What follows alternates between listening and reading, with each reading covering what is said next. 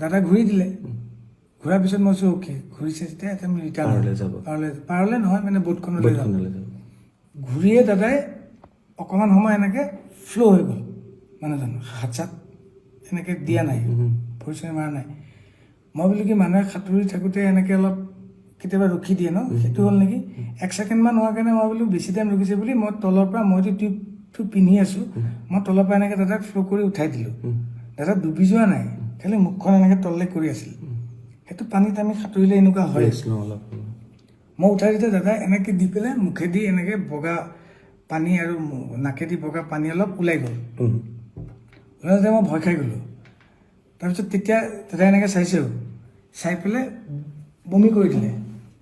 অকণমান বমিটোত অলপ বিয়েৰ গোন্ধাইছে বিয়েৰ খাইছিল অকণমান পৰ্ক 1 পিচ খাইছিল ওপৰত তেওঁলোকে বনাই নিছিল সেই পৰ্ক পিচ টাইপ ওলোৱা নাই য়েল্ল' টাইপ ওলাইছে মই চাগে এতিয়া চাগে ক্লিয়াৰ হৈ যাব মানুহজনৰ কিবা এটা চৰচনি খোৱাৰ নিচিনা হ'ল চাগে পানীত পৰিলে যিটো হয় তাৰপিছত মই তেওঁক দাঙি ধৰি আছোঁ কিন্তু তেওঁৰ যোনটো এফৰ্ট এজন মানুহক উঠাই দিলে এটা এফৰ্ট থাকে ন মই উঠাইহে ধৰিছোঁ মই তেওঁক ওচৰত লৈ থকা নাই পানীত মই জাষ্ট ডুবিব নোৱাৰাকৈ তেওঁ যিহেতু টিউব পিন্ধা নাই মই এনেকৈ ধৰি আছোঁ তেওঁ কিন্তু নিজৰ এফৰ্টটো নাই যেনেকৈ মই উঠাই দিছোঁ এনেকৈ দিলে ইফালে হালি গ'লে ইফালে হালি যায় ইফালে হালি গ'লে ইফালে হালি যায়